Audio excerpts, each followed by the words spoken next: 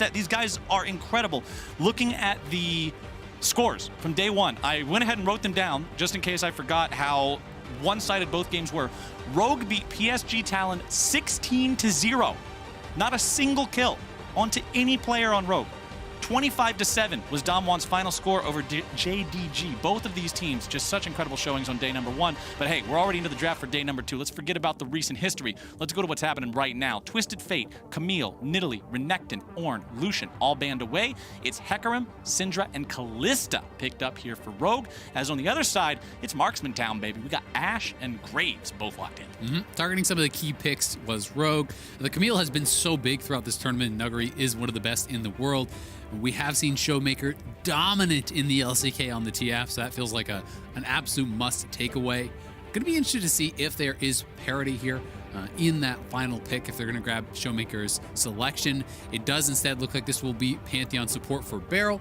He is the guy who does play this a lot. It was his most played in the LCK, so we are expecting it to go down there for sure. Yes, it could theoretically go somewhere else, but not really worth considering given how often he does like to play it.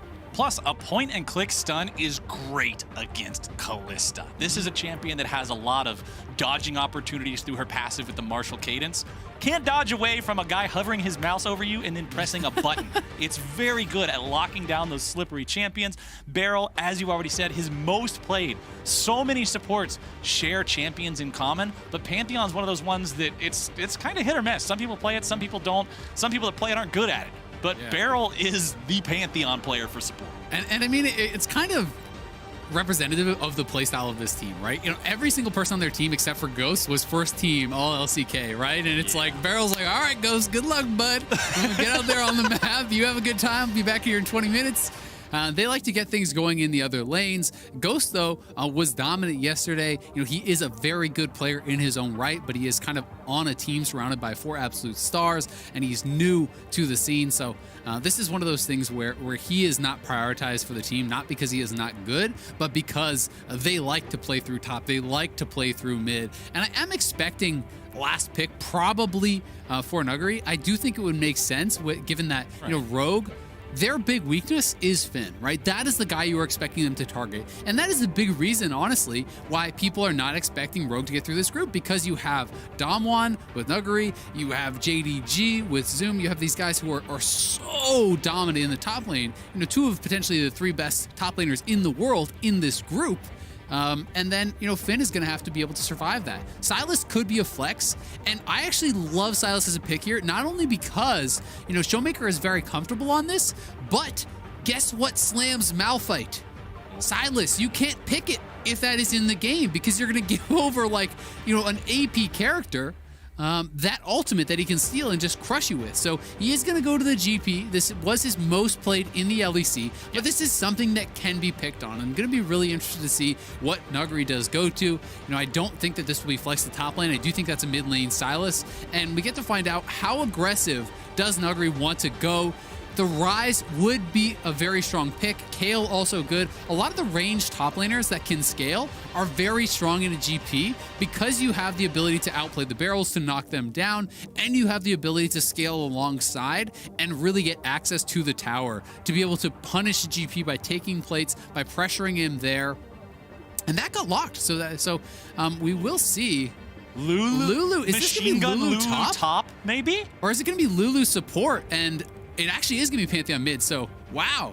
They are completely throwing a wrench in the gears here. Shake it up a little bit. ShowMaker did not play Pantheon all summer split. So, you know, I was writing it off as a Pantheon support for sure.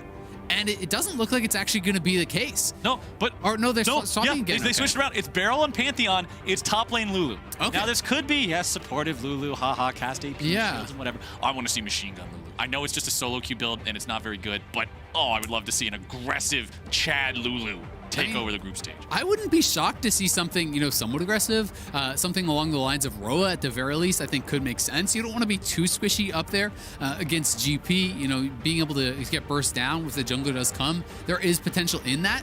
But this works similarly to some of the other matchups that I was talking about. Just ranged top laners in general, you can poke down GP. It's about consistent damage because GP wins lanes by just queuing you on cooldown with grasp, slowly whittling you away. What he doesn't do well in is is when he's up against a ranged top laner, you go up to Q, the Lulu E's you, Q's you, slows you down, polymorphs you, is autoing you. Like the trade gets extended beyond where GP can win, and that's where it gets really difficult. And GP can no longer just sit back and drop a barrel and dissuade a melee champion from walking forward to him because of the risk of the barrel chain. You can actually win those little games where you're knocking down the barrel from your opponent. You're trying to pressure very hard. I'm super excited to see this work out because it has been so long since I have seen a Lulu top, and this is a very different take of how to dominate a lane because, it can turn from this early game lane bully to what you were talking about, where maybe you go Roa into just like, Athenes and Ardent and all this sort of stuff, and then all of a sudden you're just this super powerful support buffing up your Graves and your Ashe, and that can be quite strong too because this team wants to dive in on you. There's a Hecarim over there. Well, if Hecarim flies in and gets polymorphed during the Taric ultimate, that sucks for Hecarim. Yep. And if Taric gets thrown in and you polymorph him before his ultimate can come down, and these types of things can be very difficult to deal with. So this is so interesting. Really excited to watch it. Okay, Airy is the keystone of choice here for Nuguri, which generally tells us it's not going to be some crazy super cheese on hit Lulu because those generally will take press the attack or lethal tempo or something in the yellow shirt. I mean, this is better anyway for lane bullying, I think. So Airy will allow that consistent lane bullying there, looking at the keystones on everybody else. Electrocute on the Syndra this game, so no phase rush for Larssen. Wants to go with just the straight up more damage option there. Phase rush, however, will be taken by Inspired's Hecarim. This is a champion where sometimes you see Conqueror, sometimes you see phase rush. Phase rush does give you more options to get in and out in the fights. So he'll be opting for that this time around. Bottom lane summoner spells, both 80 carries, taking the cleanse. This is so interesting. What are they doing here? GP's going down towards that bottom side, and they're actually just stacking here. Maybe they're worried about some sort of an invade or something. Are they like, what are they going to do? Are they lane swapping? This is pretty interesting. So I think they're trying to Galaxy Brain. Okay, I think they were just waiting for a late invade, and they were just doing a 5-stack for a potential late invade, and then waiting so long to walk around because if Canyon's already there on the Graves, sometimes they would go for that type of play, and then all 5 members are there and you punish, and that's actually kind of trying to use what DAMWON did yesterday at JDG against them. So I do like that. Pretty clever stuff. But it does mean, Finn actually started Trinket Ward and then dropped his ward and swapped to Sweeper. That's something that you see a lot from junglers. That is not something you see a lot from top laners. And this is going to mean that Inspired has got to drop wards for him because you are going to potentially be in a spot where you have no idea where the jungler is. It can be very risky. And Canyon is actually just going buff to buff, red to blue. He should be able to finish this off very early. And if they get into a split map situation, that's just going to be even more dangerous for Finn. But that being said, if you can survive and hold weak side and not just get slammed, well, that's great. GP is a great weak side champion. You can farm it out, you can scale it up, you can drop ultimates on the bot side for your Hecarim and Taric combo who are looking for hard engages. But I think surviving is going to be so tough when you have no jungler up here to help you, and you're up against one of the best top laners in the world playing counter pick. Yep, the Lulu will take over and control this lane. Canyon accidentally makes the Gromp lose its patience. You always hate to see that as a jungler. You want to kite it to the very edge of the aggro range, kill it right as the bar would have run out, but just took a little bit too long on that one. And now he's topside. Oh man, if Finn dies as this wave crashes, that is just a tragedy. He's not level 3, so he has no W. Level 2, here on the Gangplank. No mana left to work with first, but they made it look so easy, man. DAMWON Gaming with that first blood. Their preparation is honestly just too good. I was talking to some casters yesterday about, how you would punish Finn, after he showed the Malphite, and it's ranged AP top laners, right? I was thinking Vlad, I was thinking Cassio, maybe even Kale, things like this. They bring out the Lulu. They have the map split with the Graves going buff to buff, and they time this double level 3 dive on a stacked wave where Nuguri has zoned Finn away so he cannot be level 3, and there's essentially nothing he can do, right? Like, if you don't have the orange there to try to get a heal and some sort of outplay, there's no chance. And you force the TP now on a mana crystal. GP's always trying to hold out to get Sheen on that first buy, and then you're really much more in the comfort zone. Right. So he is going to be in a pretty bad spot. Thankfully for him, at the very least, Nuguri is not the one who got the kill, and he is farming okay. So if he can actually get this wave reset, he could put himself in an okay spot, but I don't think they know where Graves is, so Inspired's got to get up here and try to help him escort in this wave. He really wants to reset it and be able to get himself out of this danger zone. Yeah, we saw a big wave, like 2 waves colliding into the turret, but Finn is still even with Nuguri on farm. So it's not like he lost more than just the death, really, in that 1v1, or in that 2v1, excuse me. But Inspired is showing up here. They want to shove this wave in. They need to just make sure this resets. This is something that I've failed to do for you 100 different times in our games together, and I'm sure you're hoping that I learned something from the way that they're able to play this game together, but unfortunately I will not, but that wave will crash into the turret. Hey, you come up sometimes. You just take the wave when you come. Well, there's a reason I'm not on a pro team. As Canyon rotates into the mid lane, he'll be doing the same thing that we saw top, making sure that this wave collides, providing ShowMaker with the opportunity to get out of the lane, reset, do whatever he needs to do.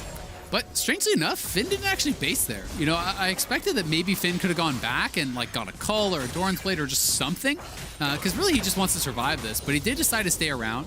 Nuguri is very low on mana, so he may not be punished for this, but his health is getting pretty damn low. Thankfully for them, they did see Canyon show mid lane and then head over towards the bot side, so he's not really worried about a dive, and as a result, Finn may be able to hang in there in lane, and you know, if it just kind of continues as a farm lane from here, then I'd say Finn's looking good. Now, Finn on the Gangplank, still keeping that farm nice and close. Remember, once he does get that Sheen that you were talking about, the Grasp enchanted, Sheen enchanted bullets from the parlay as he puts more levels into it will eventually get to the point where they'll be able to do a little bit of damage past Lulu's shield. And remember that as a champion, Lulu has shielding but not healing. So even if he's only able to chip away a little bit here, a little bit there, it will still be able to try to whittle her down a little bit, maybe make her use potion charges, something or another. Also, one thing that I didn't point out earlier when we were looking at Keystones that is very much worth mentioning right now is Canyon's Ignite on the Graves. This is a choice that we do see sometimes, not super common, but it gives you a lot more kill potential, a lot more kill threat, particularly against a champion like a Hecarim or a Gangplank that have a lot of healing in the kit that can use that to escape what otherwise would be a deathly situation.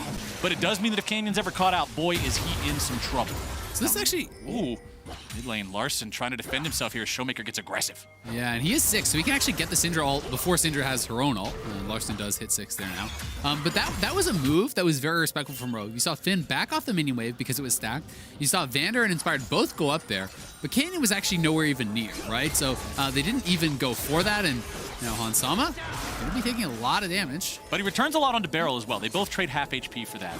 Usually, though, when you see those kinds of trades and you trade half on your support for half on their AD carry, you're going to consider that a win. Kill the AD carry in the 2v2, you're pretty much guaranteed to walk away with the dub on that one.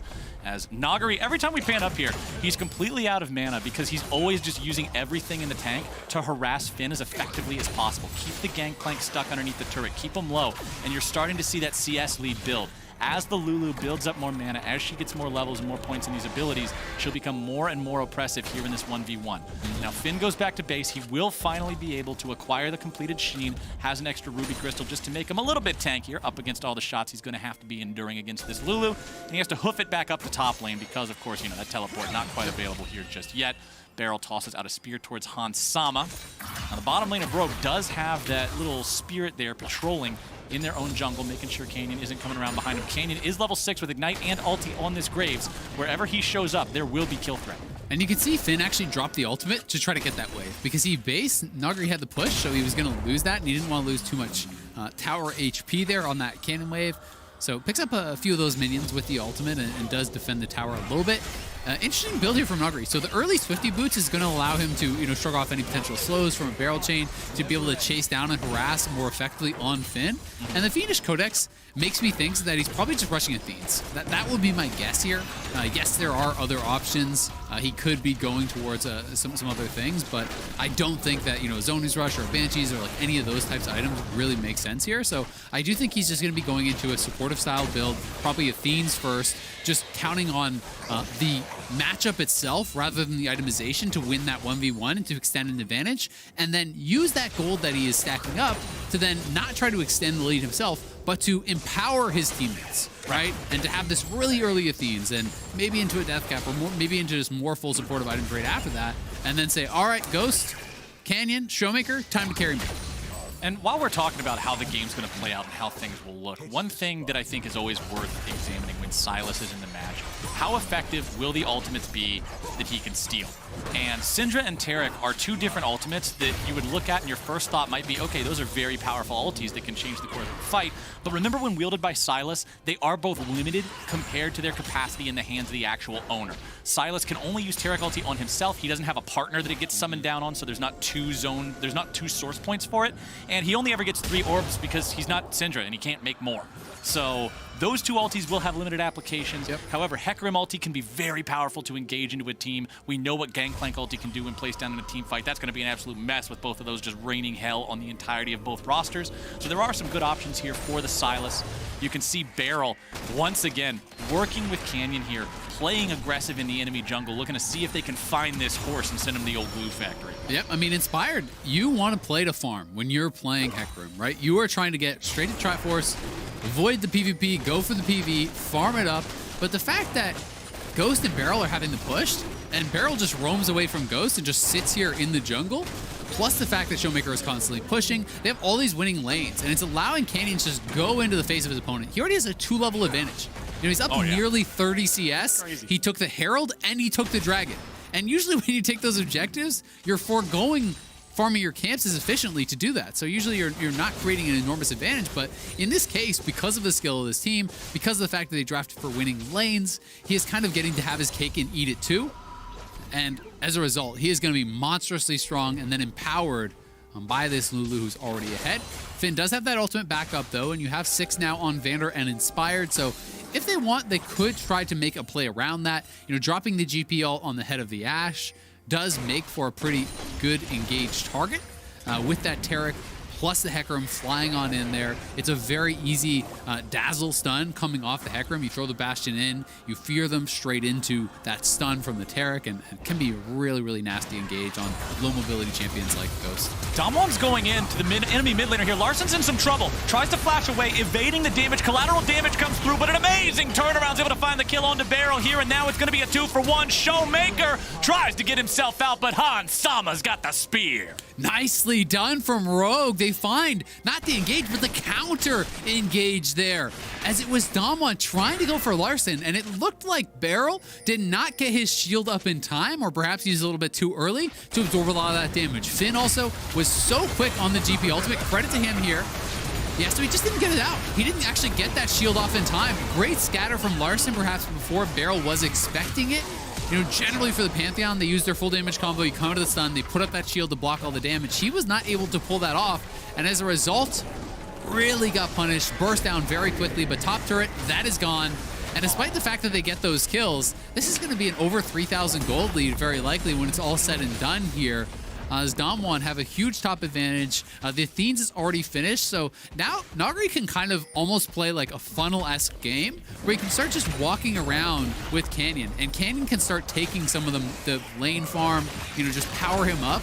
And with this Lulu plus the Graves, who are both very far ahead, there's just no world in which you lose a 2v2 to Inspired and Finn pretty much ever. So they can really have the run of the map, and as long as you're kind of tracking where Syndra is, tracking where the bot lane is from Rogue, they can go wherever they want, do whatever they want. Perfect use of Shelly up there too, making sure to get the headbutt on the last 2 plates for maximum value with the true damage, securing the first turret. 3,500 gold plus 1 Drake, the lead for DAMWON Gaming. Even though the score is only 2-2, 4 kills in 12 minutes, nothing super exciting, but the way this team is able to just build leads for themselves. We already mentioned the jungle farm advantage. Now, the marker for Hecarim to complete a Trinity Force with nothing but Hunter's Talisman in the inventory is 14 minutes. That's generally where you would want to try to have that completed by. Yeah. However, he did stop off for the completed Smite first, as ShowMaker's trying to trade here with Larssen in the mid lane, but Beryl's showing up. This time he gets the shield down. He blocks all the damage Beryl's coming out from gonna the die. He missed the spear! Oh, he missed the spear, and Larssen comes out on top. He plays the fight well, and he gets the outplay. That was such an overforce from Beryl, though. Why did he stay after they couldn't get that kill? He just stayed in turn range. It was like he was not accepting that the kill was gone, and it was very clearly gone. And Larssen makes him play. This guy has been a monster for Rogue all year long. One of the best mid laners in the LEC for sure. now we got another fight breaking out here in the mid lane. Oh, the Taric ulti barely keeping Inspired alive. It blocks the collateral damage. It blocks the second half of the Ignite. And Rogue are able to walk away. Despite DAMWON's gold lead, Rogue are doing a good job keeping their defenses ready and resisting the aggressive plays of DAMWON here in the mid lane. Yeah, that Taric ultimate was perfectly timed by Vander. So often you see it coming down just a split second too late, but it landed in time, saved Inspired. Larssen had the 1v2 outplay, and well, get out of there. Quick ultimate. Inspired walks out. Now remember, the Graves does not have the ulti to kill him, so it's not like he's under real threat now. Did use the ult to get away, but he'll be just fine. And yeah, talking about Larssen, man, this guy was second in MVP votes, only behind Caps, who is pretty much the most talked about player in all of Europe ever. Yep. It's always, like, Caps is just such a huge force in the region. To be right behind him is absolutely a victory in itself. There's the power of Kalista. The support gets caught out, immediately can just pull him to safety, make it so there's no consequence on that one. DAMWON, they try to go for the play, pick off the enemy Taric. But here's the cool part. Even though Taric survives, DAMWON still know that Cosmic Radiance has a massive cooldown. That's the trade-off for it being one of the most powerful ultimates in League of Legends. It will not be ready to go in time for this Drake if DAMWON force a fight on the Drake immediately. They still have a 3,000 gold lead. It's only 15 minutes into the game. That is pretty impactful. Beryl's hanging around here in the brush. Won't be seen by that Hextech sweeper. Tosses a spear at him, but nobody else is nearby, so it's not like he can engage and have the rest of the team near him to follow up. Nuguri is walking down here, but here's the other thing I want to point out. Finn had recently used his teleport. He can't join this fight with anything except for his ultimate. If Rogue wants to contest this, which it looks like they won't, it would have to be a 4.5 versus 5 with only GP ulti, so that one just goes over to DAMWON. That is 2-0 on the Drake count, and here they come for the mid lane. It's Shelly summoned up for the second time for DAMWON Gaming. They've got the mid lane turret down below half already. One headbutt will take care of this one. Here we go, and bonk. Turret taken care of. And despite the fact that Rogue have done well in the skirmishes and the fights, DAMWON is just playing the map so damn well and expending their advantages constantly with Canyon, winning these lanes, being able to use that to get the jungler so far ahead. Is really putting themselves in a position where I think Rogue definitely made the right choice to not fight that. Fighting with this Lulu already at level 11 with rank 2 ultimate, Canyon so strong. These guys were ready to go, and I think trying to fight that without the Taric ultimate would have been absolute suicide for Rogue. So the one thing kind of going for Rogue is that DAMWON, because they were focusing so heavily on getting ahead in gold, they did not stack super early dragons, right? So it's not as though they're on pace for like that just past 20 minutes soul, right? They're about 5 minutes behind that mark, so Rogue will have more time to try to scale, to get the GP up to a spot where he's ready to go, to try to get Han Sama to 2 items, and then maybe we'll see them look for a fight around that, because Inspired will have his Triforce ready. They're gonna have a lot of these key completions at the next dragon. That next dragon, they will need to potentially fight for it for Rogue, though. You really hate to let your opponents just get to that soul point nice and early. Total gold on the side of your screen right now. You can see the top 3 spots held onto by DAMWON Gaming players, particularly that Lulu. Even a pure support build of an Athenes and an Ardent Censer can be very scary if Lulu's got 2,000 more gold than you have. Canyon walks up towards that brush, sees the red silhouette, backs away from it. Level 11 here on this Graves has Warrior plus the Yumu's Ghost Blade second item. Now, sometimes we do see a Graves go for lethality second. Usually it's an Umbral Glaive, but this time around, Canyon wants to be more aggressive. Yumu's gives him so much sticking power in a team fight to make sure nobody gets away from him with those close-ranged autos. That's scary. And you got to remember, he has no flash, and he's also kind of acting as a pseudo carry for this team, right? Because he has the Lulu power him up. So the Ghost Blade gives you the added mobility. You're going to have the Nimbus Cloak proc on your Smite as well as the Ignite. So you're going to be able to amp up your move speed with that. You have the Ghost Blade for additional move speed, and you have Nuguri, who's likely going to be behind you, speeding you up. So that's kind of circumventing the flash that he has not having access to this game. So I do think it's pretty smart stuff from here.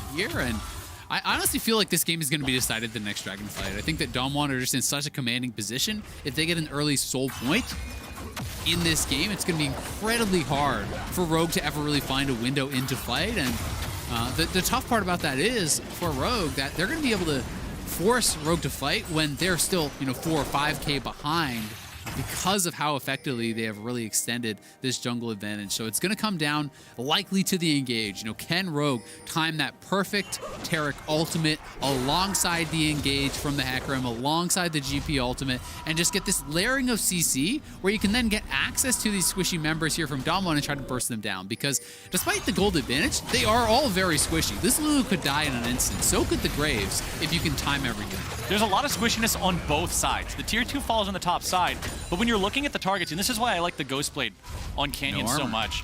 Yeah, there's no armor on anybody except for the Taric. And when I say no armor, I mean it. Like, sometimes you say that and there's a cloth armor or there's a ninja tabby or something, but no. Everybody on Rogue is so flimsy against Canyon's damage with this lethality. It feels like one of the hottest topics in League of Legends conversation, and you tweeted about this earlier this year, was just losing to the shopkeeper. Players buying the wrong items in wrong situations and things along those lines. This Boris is shaking in his boots right now at Canyon's Galaxy Brain. I don't think there is really a better purchase for a single item you could have gone for a second item in this game other than Yumu's Ghostblade.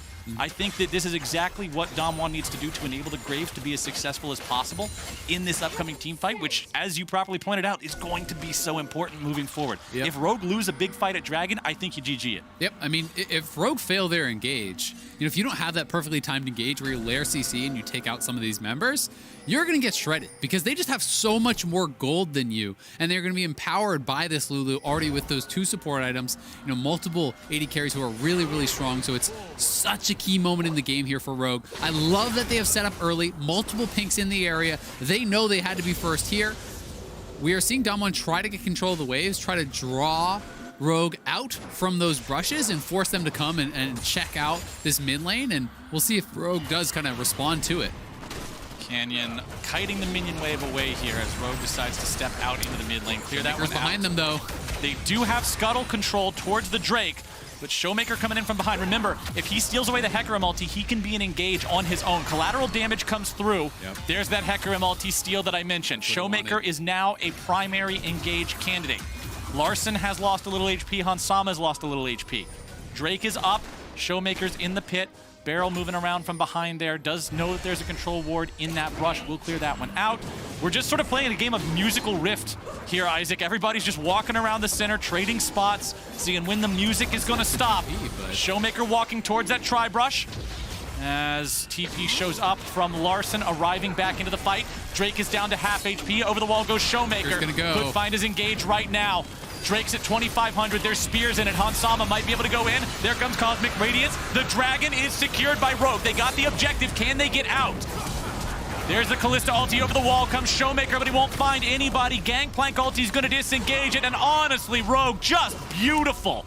They navigate the fight perfectly to take the objective, escape the DAMWON counterattack, and stop the soul stack. Couldn't have done it better. Incredible smite there from Inspired. That was so key to be able to grab that dragon for Rogue, staving off soul point from DAMWON. And also, credit to knowing their limits. No one got antsy on Rogue. No one just tried to pull the trigger on an engage and say, all right, we gotta fight, they're poking us. You know, everyone stayed calm. They stuck to their guns. They nailed the smite, and that's really the best you could hope to come out with from that position.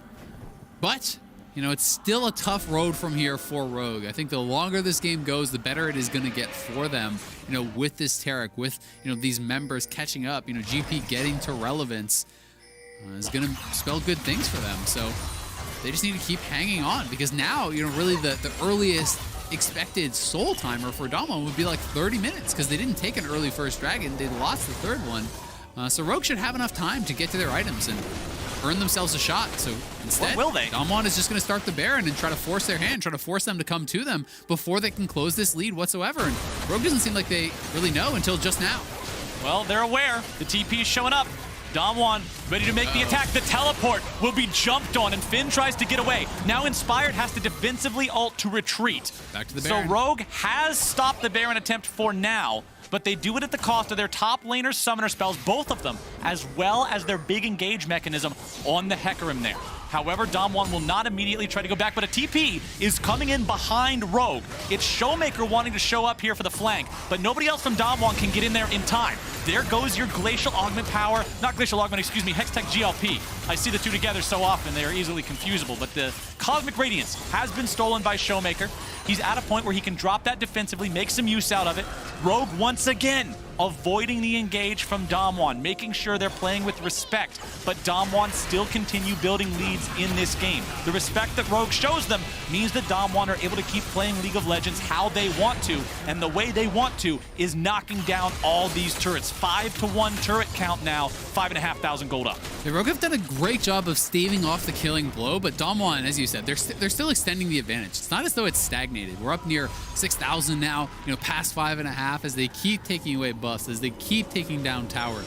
This is where it's a lot harder to continue getting those objectives for DAMWON, though, is just that one outer turret left in that bottom lane is a tier 2, so it can be tough to get over there. But I think that DAMWON can continue to look to force around objectives. Right now, there's no TP available, so Nuguri's just going to go to bottom lane, try to bring people to him. If anyone comes in answers, he can TP up to Baron, and even if they don't actually look to do that, if no one wants to answer him, well, then he's going to pressure the tower and look to try to take even more of a gold lead.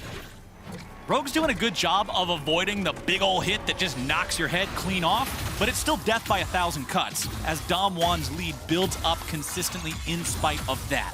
90 seconds until the next Drake is alive. It is a 2-to-1 Drake count for the side of DAMWON Gaming. A ward will spot out Vander and Hansama here. Canyon and Nuguri will show up. They'll join up with Beryl. We didn't point it out earlier because we were discussing something else at the time, but when the vision chart showed up, at one point, Beryl had 72 vision score. Next closest was 30. Nice engage shows up from the Ashe, but it's only onto the Taric once more. Remember, when Kalista's in the game, you never have a pick on her support. No matter what's going on, she can always pull him to safety, but now the Kalista ulti is down. Can they do anything in the absence of that? Taric is now a vulnerable target. ShowMaker is off to the side. I believe the cooldown for stealing the Hecarim ulti should be just about expired by now. He can steal that one away from Inspired yet again. Finn in the chase here, but ShowMaker with a good interrupt on that Beryl, making sure that the explosion doesn't go off. Yep, Finn is now on 2 items, though, so he is relevant. He has the Essence Reaver plus the Triforce. You can see 2 items already done here for Hansama. The Void Staff is a bit of a question mark for me for Larssen. Grabbing that early Void Staff, there's not really much of any MR over on the other team, so don't love the buy, compared to just going Oblivion into a Death Cap or even just something like the Leandries. It's not going to be the best burst item to really just kind of one-shot people. Maybe is anticipating that there's going to be more MR coming down the tube, or could be one of those things where he just felt like, okay, I can afford this right now and I need the maximum power because we are behind, we are losing. We've got to be able to be as strong as possible for this fight, and I think that's a reasonable decision as well. Drake is alive, and it looks like there's no contest from Rogue this time around. Because they bought the time last time around, they're saying, all right, this is the one that we have to sacrifice. It's still not Soul. Yes, it's going to put them in a bad spot going forward, having to fight for everyone thereafter, but they're just not in a good spot here. The arrow doesn't find the engage onto Hansama, but he's putting a lot of damage down onto Beryl, nearly able to kill him off, and there he is. Gallop, gallop! The horse has arrived. Rogue once again outplay the DAMWON engage. Nicely done. Hansama barely didn't have his cleanse, so that arrow actually could have been death. But Ghost and Beryl not on point here, not coordinated. Beryl has had a lot of missteps this game. We'll see, does Rogue want to try to force something? They get a kill here. They're up near that Baron area. They're trying to bait DAMWON in towards them. But thus far, DAMWON has not taken the bait. They are not willing to believe that they are on that Baron. They're just going to try to stay in mid lane, get control of this, push in the next wave. And Beryl's back on the map now with ultimate available. So Rogue just going to take the kill and have to be satisfied with that. Yeah, Beryl's 0-3 here on the Pantheon. I mean, the team only has 2 kills in total, so yeah, you can say he's at 50% KP, but I mean, it's 1 assist. He's been in a bad spot here a couple of times. Some mistakes getting punished. It is a champion like Pantheon where if you go in, you try to do your job, and the shield is down, and your job's not done, you are. Yeah, because you're not walking away. And I mean, you can say it's either one of their fault or both their fault, right? Like when you have Pantheon plus Ashe and you have that the cleanse cooldown is still off cooldown, like he doesn't have it, you flash Pantheon stun, then you Ashe arrow, and it's guaranteed, right? And they didn't do that. They didn't actually have it layered perfectly. It looked like Ghost was shooting it at the same time as Beryl was going in, and as a result, that just barely whiffed. They aren't able to take down Hansama and do give over another kill. Rogue has done a great job of holding on. You know, they are still over 5,000 gold behind, but that means less now at 28 minutes than it did, 5 minutes ago when they were still at that deficit. So they're staying alive. And one big team fight win at this point could still turn the game, right? If they get that perfect engage, they kill off DAMWON and they take Baron, all of a sudden, they probably just win the game. Yeah, they've staunched the bleeding. Yes, they staunched it at a 5,000 gold deficit, which is kind of like having one of your arms still just hanging on by a thread. But hey, they still got it. The arm is still there, and Rogue is still at a decent enough spot in this game to fight back based on what we've seen from them so far. They have done an immaculate job at playing from behind and avoiding DAMWON's attempts at the death blow. DAMWON, on the other hand, have not faltered. They have not let Rogue catch up. They've maintained that advantage that they have, and now the next Drake is spawning in 2.5 minutes. They will be able to secure Soul if they get this one. Look at the crit itemization from Canyon, going full carry mode here, recognizing that his top laner is strictly a support and he's got to be the damage dealer. Phantom Dancer already done, has that extra cloak in inventory. Yeah, it's so much damage too if he's able to get in there and deal this damage with the Graves with that Lulu supporting him. And another thing I do want to bring up, we're getting close to the summit of Lulu's power. Remember when you're building support items like this, each one of these items is worth 2,000 gold instead of 3K-ish of a tank or a carry or something like that. He will hit full build before anybody else, and then that means he's plateaued. He's not going to get stronger. So once Nuguri and DAMWON Gaming hit that point, that's when we really need to see them flex their muscles, take a Dragon Soul, take a Baron, and look to end the game before Finn on the Gangplank catches up and just becomes a much bigger team. Yeah, and I mean, Hansama now, has the Bloodthirster. He's getting to that point where it's harder and harder to just burst him down. The only healing debuff right now is from Ghost, and he may not have access to that backline. If ShowMaker dives in there and can't immediately kill him off, if Vander lands that Taric ultimate, all of a sudden the Bloodthirster and plus the Blade of the Rune King, you're healing back up to full and you're turning around that fight, stacking up spears during your Taric ultimate. So DAMWON really want to try to get a fight right now. Oh, Larssen is caught out. The damage comes through and he's going to be killed before Cosmic Radiance. This could finally be what DAMWON Gaming is looking for. ShowMaker gets himself away. The stasis provides him the chance to get in and get out without being killed. He can go back to the base, TP back into the fight, and DAMWON, they've still got 1 minute before the Drake would spawn, and they're going after the Baron. Yeah, one slight misstep there, and Ghost nails the arrow onto Larssen. If it was Vander, he could be Kalista ultimate out. If it was Hansama, he could cleanse it, but nothing there for him. And Rogue trying to get an angle. Inspired looks like he wants to try to go for this steal. We'll see if he can find it. Inspired going in for the 50-50. Is he going to be able to do it? Looking to maybe take down the Baron. No, he will not. Nuguri gets the kill, and Baron is secured by DAMWON. Now they're going back. They're healing up. Remember, if they get back out onto the map, they can go for the Drake's Soul. They're going. Inspired will not be alive in time to contest. This is the breaking point of this game. That engage right there in your Axe replay. Yep, and it's just Larssen trying to get some damage down, but one misstep against DAMWON. Rogue was playing with the Executioner's axe above their neck this whole game. You step one position out of position, and that's it. They just get knocked out right like that. I mean, again, Vander was ahead of him. If he could tank that arrow, he get pulled out of safety by Kalista. If Kalista gets hit, you cleanse it. If GP gets hit, you orange it. He's really the most susceptible person to that, and stepped a little bit too far forward looking for that poke, and it costs them Baron, it costs them Soul, and now we will see if DAMWON can clean up this game. DAMWON are starting their Red Bull Baron with a Soul collection. One hell of a way to get things rolling here, as now they're pushing towards the enemy base. They got that minion wave enchanted. Of course, they don't want to step up any further. They know that Canyon is in the bottom lane. They don't want to really force any huge issue without that jungler here. He is such an important part of their damage profile. Instead, they're going to regroup with him in the bottom lane. Ghost and Nuguri right next to him. Canyon's feeling plenty comfortable here. That Mountain Soul giving these guys the extra shield just to make sure they can play as aggressively as they want. Beryl here coming in from the side. Everybody from Rogue is grouped up around this tier 3 turret in the bottom lane, which means ShowMaker just gets free hitting time on the mid lane tier 3. That one's going to lose about 3/4 of its health. Now Ghost is able to step up in the bottom lane, and this is where things get really dicey for Rogue. This is where split seconds can break the game, because you've got to be picking and choosing when you go in. That ultimate was not it. There's a whole bunch of things that could have been it, but that is not it. Over the wall goes Vander, looking to keep himself alive. Inspire going to be tanking up in the middle of all 5. ShowMaker grabbing the kill on to Vander, 2 down. We have been complimenting Rogue's synergy, Rogue's team play, Rogue's ability to avoid that axe hanging over their head this entire game. But when they tried to go in the bottom lane, everything was out of sync. The Cosmic Radiance way too early. The Gangplank ulti didn't end up setting up for anything. And now DAMWON is looking for that death blow. ShowMaker tries to go in. He tosses his ally in there. Canyon with the damage.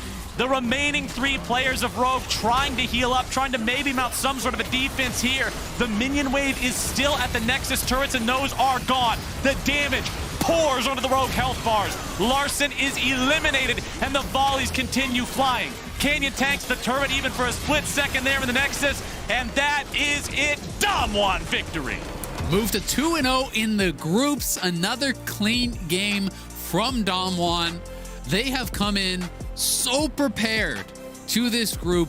Really, really smart preparation in both games. I loved how they attacked Kanavi in game 1, utilizing the LPL invade strategies that they always do with Lilia to punish them. Game 2 here, coming out with the AP range top laner against Finn, try to deny any possibility of him being able to go to a tank, of being able to go sit back. And they extend these enormous advantages by getting pressure in the lanes, by super farming up their graves, and despite a valiant effort by Rogue, avoiding that killing blow for so long, DAMWON also never made the mistake to give Rogue that engage where they could turn around the fight. They were able to hang on and find their moment where they finally got a pick onto Larssen. They kill him off, and that was really it. They just needed that one slip up from Rogue to close this one out. Rogue did a good job avoiding that slip up for the longest time, but man, watching 2 games now of DAMWON, they're just built different. This team is so damn good. An absolute at League unit. of Legends. The way that they're playing, the way that they're preparing, the way that they're executing, playing well around that support in the top lane, making sure to facilitate it with a properly adapted build for a carry in the jungle. And then even though they made those plays time and time again, trying to force things onto Rogue, and Rogue responded properly, DAMWON never lost their cool. They never went way too far in, way too ham. Yeah, a couple times Beryl was maybe feeling himself a little too much, but it just ends up being a small misplay that gives Rogue over a single kill or 2, not anything that cost them a major objective. There was never anything where it's like, wow, DAMWON really tossed this game right into the trash bin with that one. DAMWON was in control from start to finish. They kept the lead strong, and it's easy to see why this team is a lot of people's favorite to come out on top of the whole thing. They are looking fierce here in Worlds so far. We'll be back for more Worlds after the break as